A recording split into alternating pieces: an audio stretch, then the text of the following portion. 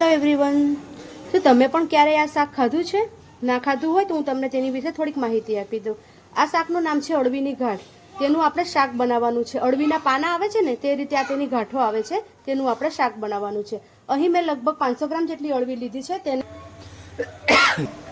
હવે ગેસ ચાલુ કરી આપણે તેને બાફી દેવાની.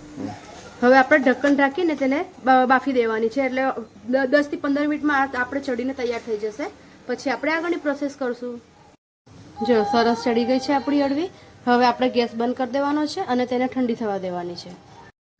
જો અળવીની ગાંઠ હવે સરસ ઠંડી થઈ ગઈ છે. હવે આપણે તેને ફોલી લેવાની છે.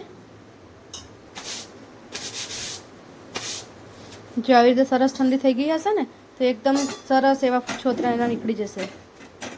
થી ના ફાવે ને તો આવી રીતે આપણે ચપ્પાના મદદથી પણ કરી શકીએ છીએ. આ પણ ઇઝી રીતે થઈ જશે. જો અળવીની ગાંઠો બધી સરસ ફોલાઈ ગઈ છે. હવે આપણે તેને આવી રીતે રાઉન્ડ શેપમાં સમારી લેવાની છે. અને તમે આવી રીતે ગોળ પણ કટ કરી શકો છો, અને આવી રીતે વચ્ચેથી 2 ફાડ કરીને કરવું હોય ને તો પણ કરી શકો છો, પણ રાઉન્ડ વાળું વધારે સારું લાગશે.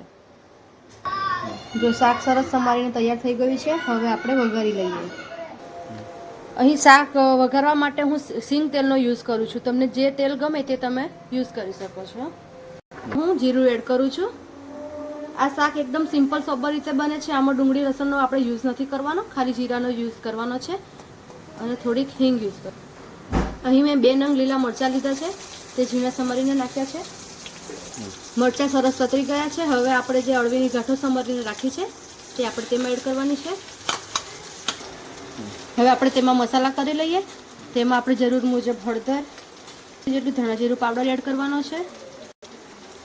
1 નાની ચમચી ગરમ મસાલો, મરચું લેવાનું છે. ચમચી જેટલું મરચું લઉં છું કારણ કે મને થોડું સ્પાઇસી પસંદ છે, તેના માટે. લાસ્ટમાં મીઠું લેવાનું છે. સરસ રીતે હલાવી લેવાનું છે.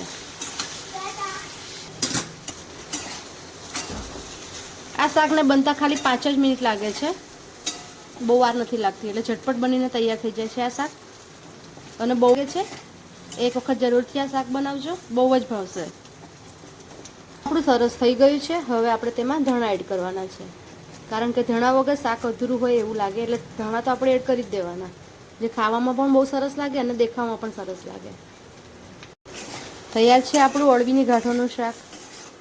રોટલી જોડે ખાઈ શકાતું તેવું અળવીનું શાક, અડદની દાળ, રોટલી, ભાત અને આથેલા મરચાં તૈયાર છે. ચાલો જમવા.